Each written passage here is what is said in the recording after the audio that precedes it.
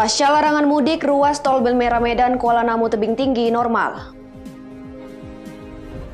Polres dan Pemkab Batubara sekat pemudik di 3 titik. Jelang Lebaran permintaan kue kering meningkat 85%. Selamat malam pemirsa, selain cuplikan berita tadi, kami juga akan menghadirkan beragam informasi menarik lainnya. Bersama saya Rimustika, pemirsa, inilah Sumut Hari Ini Malam selengkapnya.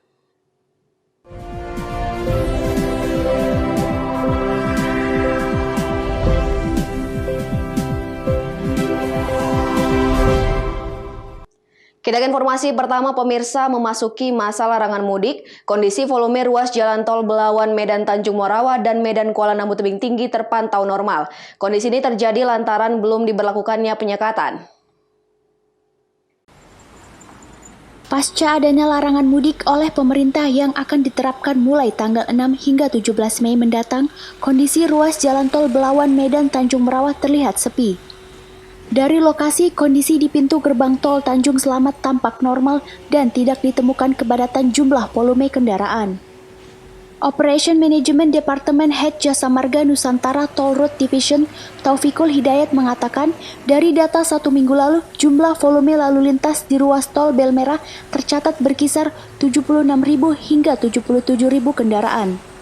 Sedangkan jumlah ruas tol Medan Kuala Namu tebing tinggi berkisar 16.000 hingga 18.000 kendaraan, di mana kondisi ini relatif normal. Kami menginformasikan bahwa sampai dengan saat ini volume lalu lintas di ruas jalan tol Belmera maupun Medan Kuala Namu tebing tinggi masih relatif normal.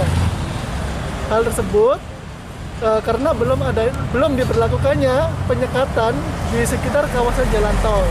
Namun, kami akan terus berkoordinasi dengan pihak-pihak terkait seperti pihak kepolisian, dinas perhubungan, dan pemerintah daerah setempat untuk memastikan terkait adanya posko penyekatan di wilayah jalan tol. Selain itu, pihak Jasa Marga pun memprediksi jumlah lonjakan volume kendaraan akan terjadi pada 11 Mei 2021 mendatang. Daniel Pekuali melaporkan untuk Evarina TV. Pemirsa, pulbus antar kota dan antar provinsi di kawasan Jalan Sisingamangaraja Medan pada Selasa sore berhenti beroperasi hingga tanggal 17 Mei ke depan. Hal tersebut terjadi setelah pemerintah menerbitkan peraturan larangan mudik Lebaran tahun 2021. Larangan mudik 2021 bukan hanya memberikan dampak kepada masyarakat, namun juga kepada sejumlah pol transportasi antar kota maupun antar provinsi. Salah satunya perusahaan bus Makmur yang berada di kawasan Jalan Sisingamangaraja, Medan, Sumatera Utara, pada Selasa sore resmi berhenti beroperasi hingga tanggal 17 Mei 2021 mendatang. Larangan mudik ini merupakan keputusan pemerintah Indonesia yang sudah terjadi sejak tahun lalu sebagai bentuk dorongan dalam mengurangi penyebaran COVID-19 sesuai keputusan Menteri Koordinator Bidang Pembangunan Manusia dan Kebudayaan. Manajemen Bus Makmur Tinton Hutapea mengatakan jumlah penumpang di puncak arus mudik jelang Lebaran di tahun sebelumnya mencapai ribuan. Namun di tahun ini jumlah penumpang yang mudik hanya sekitar ratusan orang saja. Pihaknya menambahkan harga tiket normal dan tidak mengalami kenaikan. Selain itu, untuk pembelian tiket sampai 17 Mei 2021 akan diberhentikan sementara.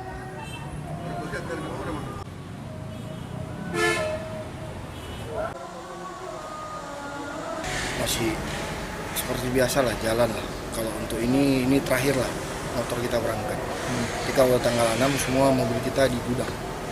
Udah di gudang? Iya. Bang, dari terakhir ini bang gimana bang? Apa ya bang? Pemudik bang?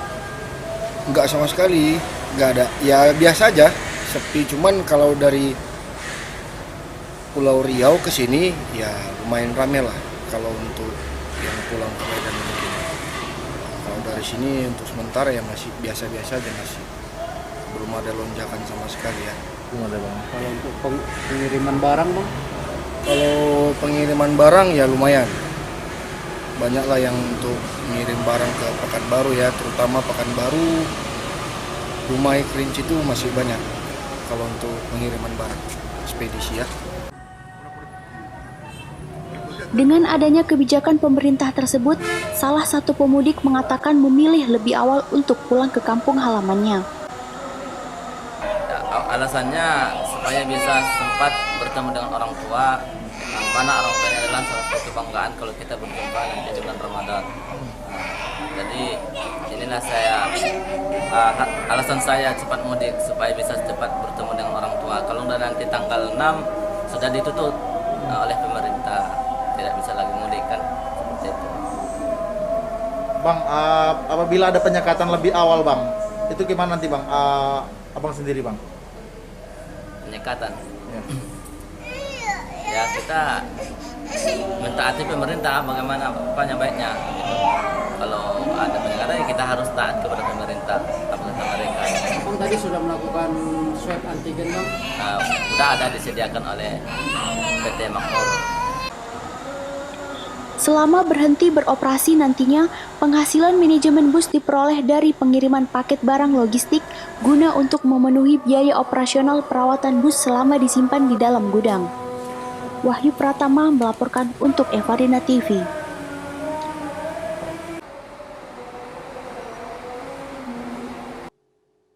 Pemirsa, pasca dikabarkan hanyut tenggelam di Sungai Padang, Kota Tebing Tinggi, Sumatera Utara, Bagus Afandi, bocah 7 tahun telah ditemukan tewas. Pencarian terhenti ketika tim menemukan jasad korban dalam kondisi mengapung di alur sungai.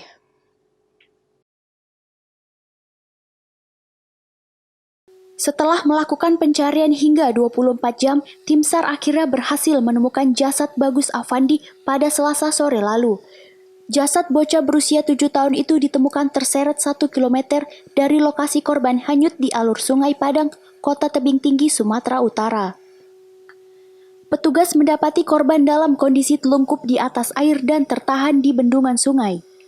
Isak tangis dari keluarga korban seketika pecah dalam hiruk-pikuk warga dan tim yang melakukan pencarian saat evakuasi jasad korban. Pihak kepolisian dan keluarga korban langsung membawa jasad korban ke Rumah Sakit Bayangkara Kota Tebing Tinggi untuk dilakukan otopsi luar untuk mengetahui detail penyebab pasti kematian korban. Pencarian tadi dimulai hari ini, hari Selasa tanggal 4 Mei 2021, dimulai dari pukul 8 pagi sampai pukul 14.30. Jadi korban tadi ditemukan sekitar jam 14.30 ya. Jadi kita lakukan pencarian, kemudian korban muncul ke atas dan benar korban ini atas nama Bagus. Jauh dari lokasi tenggelamnya, Komandan? Kurang lebih sekitar 1 kilo ya dari TKP tenggelamnya ya, Pak ya.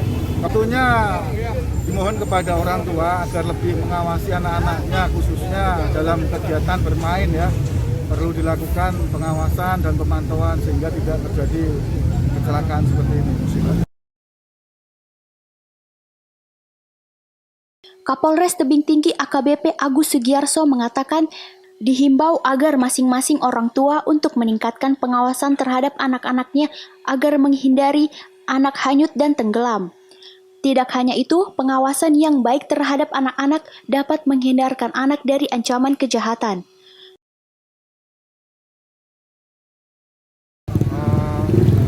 Korban kita temukan di bekas bendungan lama di sekitar Peronjongan.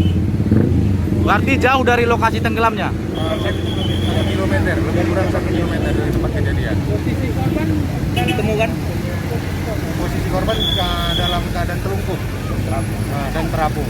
Ada nggak kendala untuk proses pencarian tadi bang? Kendala untuk pencarian tadi tidak menemukan kendala apa-apa, cuman kita melakukan pencarian terus dan akhirnya ditemukan di bekas Peronjongan lama. Ketua Tangga Bencana Kota Tebing Tinggi mengatakan proses pencarian korban dimulai dari lokasi kejadian hingga ke hilir sungai. Jasad korban ditemukan keadaan telungkup dan tersangkut di bendungan. Proses pencarian dilakukan dengan menyusuri Sungai Padang. Alex Garingging melaporkan untuk Evarina TV.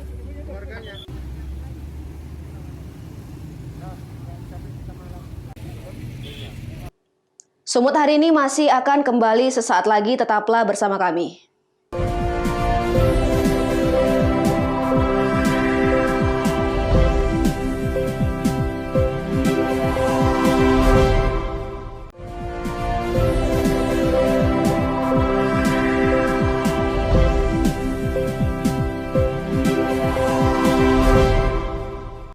Terima kasih masih bersama kami. Pemirsa, Kepolisian Resort Batubara dan pemerintah Kabupaten Batubara akan melakukan penyekatan arus mudik di 3 titik guna memutus mata rantai penyebaran COVID-19.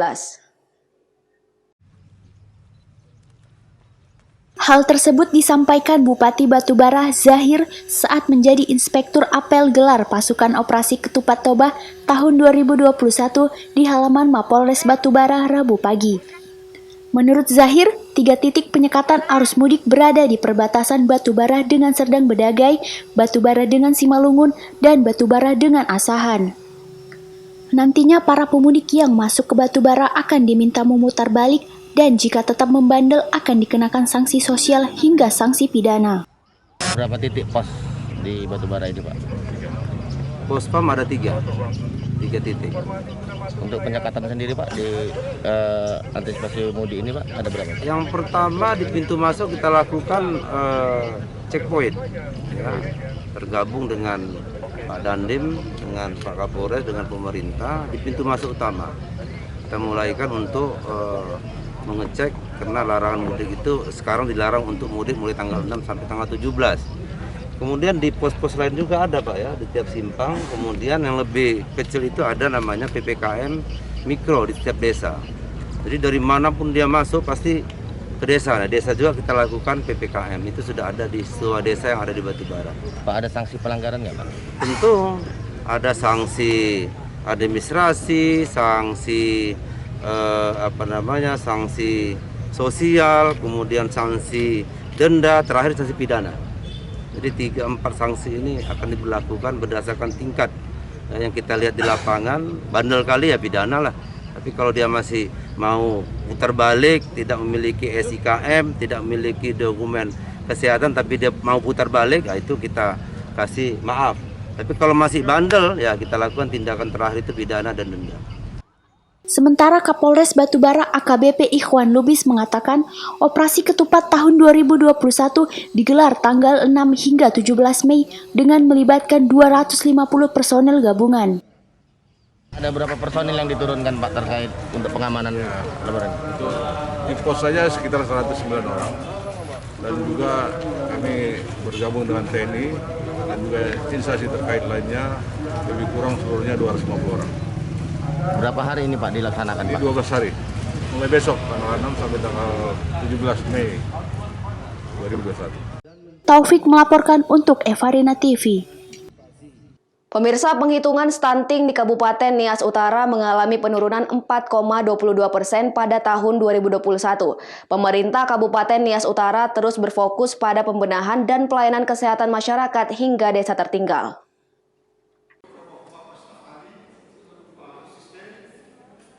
Stunting merupakan penyakit yang terjadi akibat kurangnya asupan gizi anak dalam kandungan. Peningkatan pelayanan kesehatan masyarakat terus dilakukan hingga ke kawasan desa tertinggal. Berdasarkan hasil panel stunting di Kabupaten Nias Utara pada tahun 2013, tercatat tingkat prevalensi hingga 41,7%. Nilai ini merupakan pendekatan dengan indikator sangat tinggi.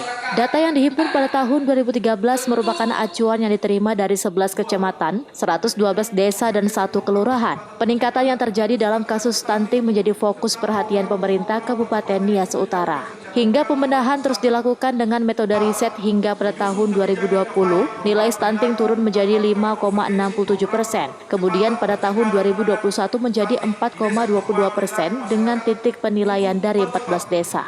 Wakil Bupati Nias Utara Yusman Zega meminta organisasi perangkat daerah pemerintah Kabupaten Nias Utara mendukung program prioritas stunting hingga ke pelosok desa. Kebutuhan gizi untuk anak-anak hingga bayi dalam kandungan menjadi program perhatian khusus pemerintah daerah.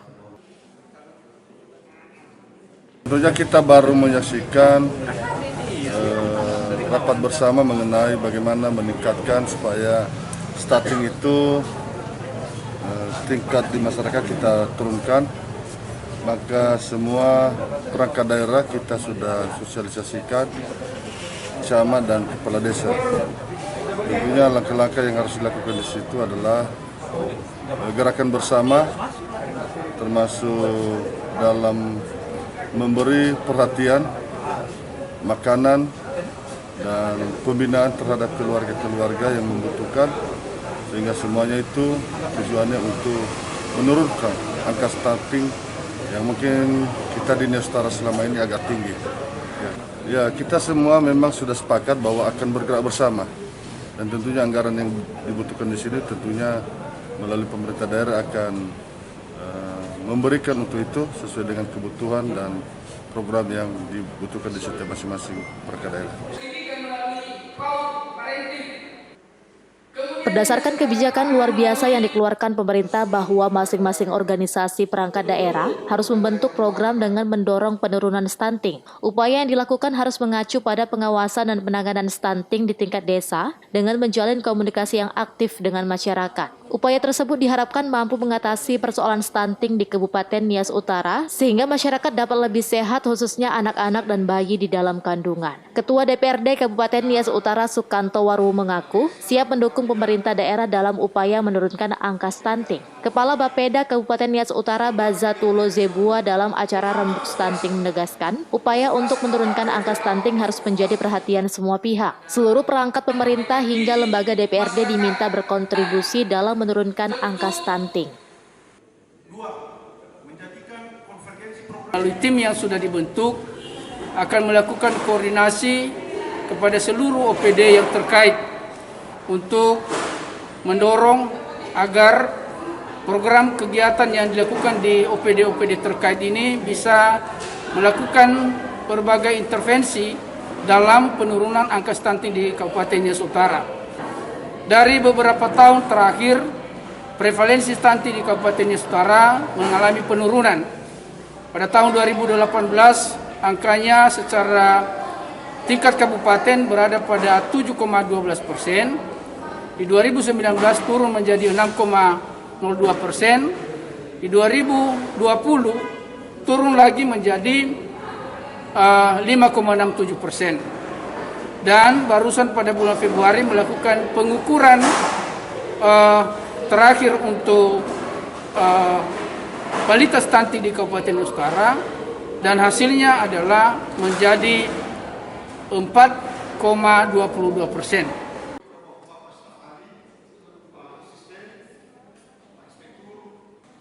Komitmen yang dibentuk diharapkan dapat dilaksanakan berkepanjangan hingga stunting dinyatakan berada pada titik terendah dan nihil. Hugo Manozega melaporkan untuk Eva Rina TV.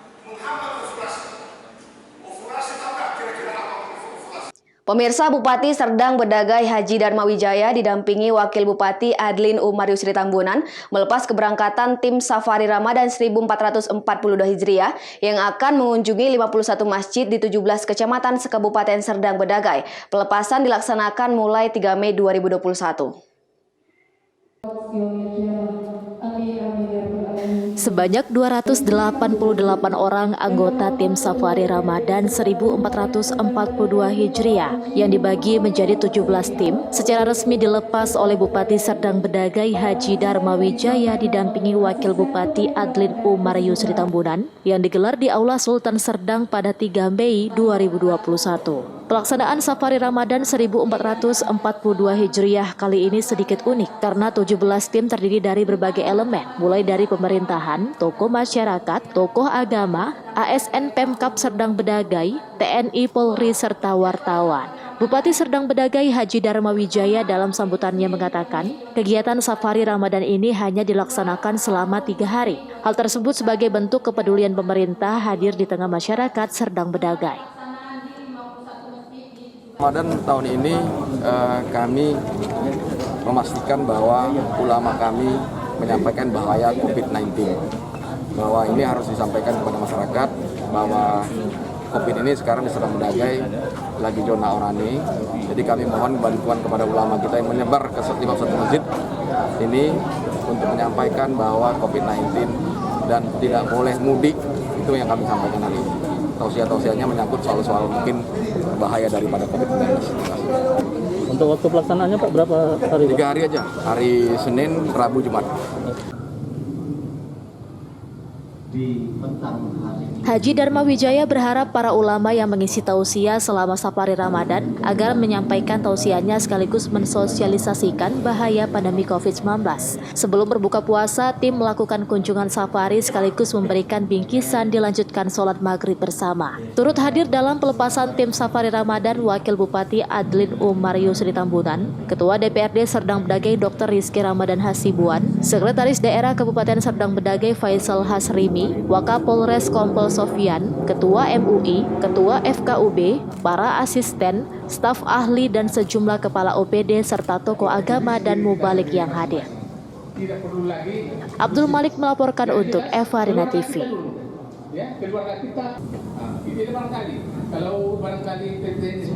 Sumut hari ini akan kembali sesaat lagi, tetaplah bersama kami.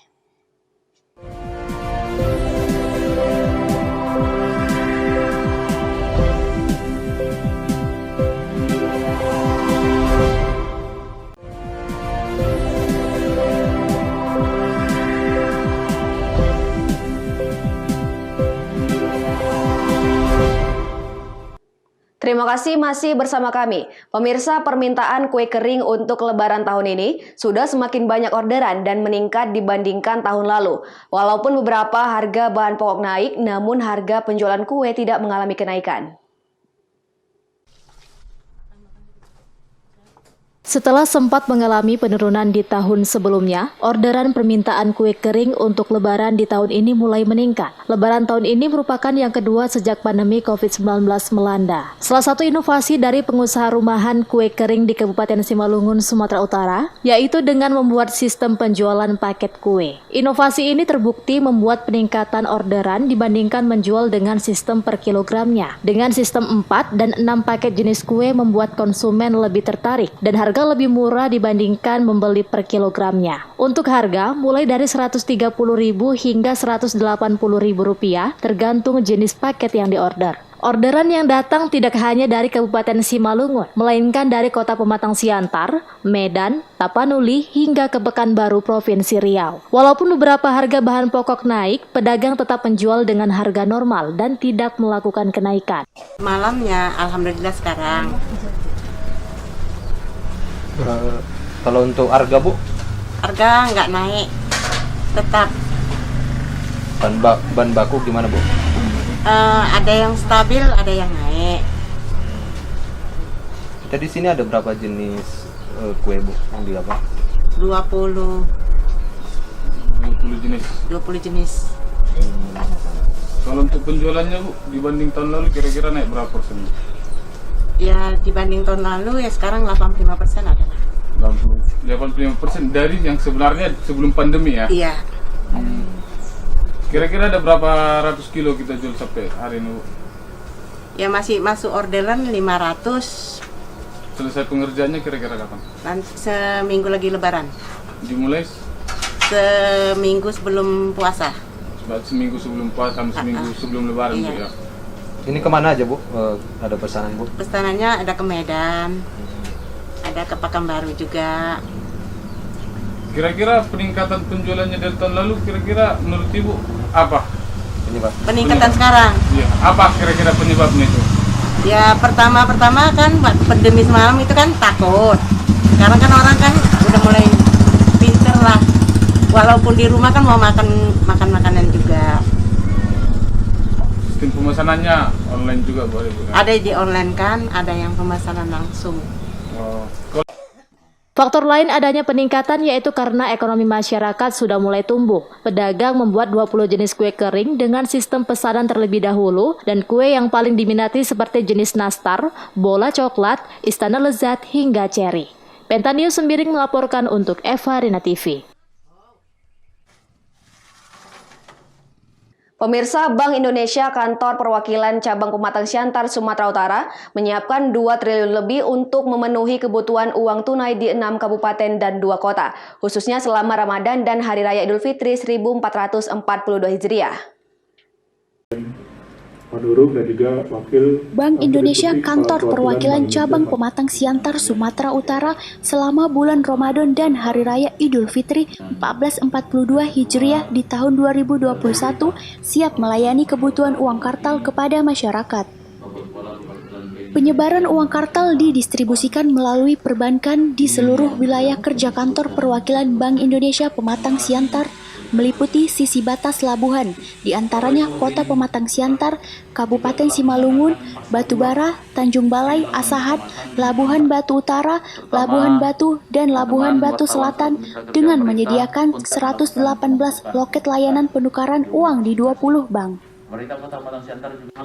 Kepala Perwakilan Bank Indonesia Pematang Siantar, Edi Rahmanto Hidayat mengatakan, jelang Lebaran tahun 2021, Bank Indonesia menyiapkan uang kartal dalam berbagai pecahan yang dibutuhkan masyarakat. Bank Indonesia mengantisipasi kebutuhan masyarakat dan perbankan dengan menyediakan sebanyak 2,37 triliun rupiah. Jumlah uang tunai yang dibutuhkan tersebut meningkat 19,47% dibanding tahun 2020 lalu yang realisasinya 1,99 triliun rupiah. Bank Indonesia menjamin kebutuhan uang kartal baik dalam bentuk nominal dan pecahan. Sebagian uang tunai yang diedarkan merupakan uang pecahan khusus Rp75.000.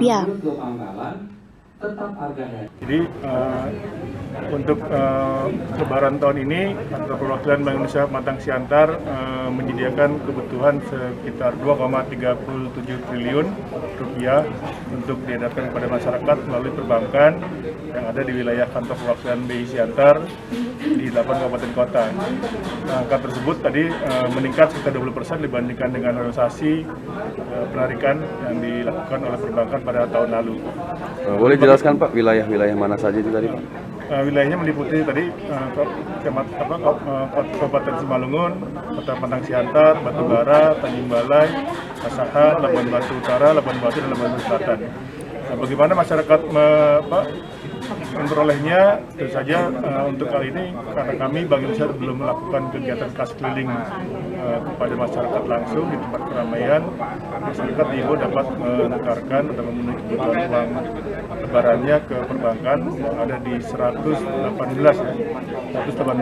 kantor yang ada di seluruh wilayah tadi Bank Indonesia Pematang Siantar, meliputi 8 kabupaten kota yang ada di wilayah kita. Ada nggak batasan tiap orang Pak berapa untuk menukarnya Pak? Untuk batasan itu kami serahkan ke masing-masing bank, jadi tergantung dari ketersediaan uang yang dimiliki oleh perbankan. Namun biasanya kalau di kami di BI biasanya kita urutkan pecahan dari mulai 20.000 sampai dengan pecahan 1.000 sekitar 3,7 juta rupiah. Dan juga Wakil Untuk menjaga ketertiban dan kelancaran serta kenyamanan masyarakat dalam menarik dan menukar uang tunai, pihak Bank Indonesia menghimbau kepada seluruh masyarakat untuk melakukan penukaran di tempat yang resmi seperti kantor-kantor perbankan setempat serta tidak melakukan penukaran uang melalui perantara atau calo penukaran uang. Dosi Simarmata melaporkan untuk Evarina TV. Bapak Ibu juga telah mengadakan. Pemirsa, demikianlah rangkaian informasi dalam Sumut hari ini malam. Saya Ari Mustika mewakili kerabat kerja yang bertugas pamit undur diri. Terima kasih atas kebersamaan Anda dan sampai jumpa.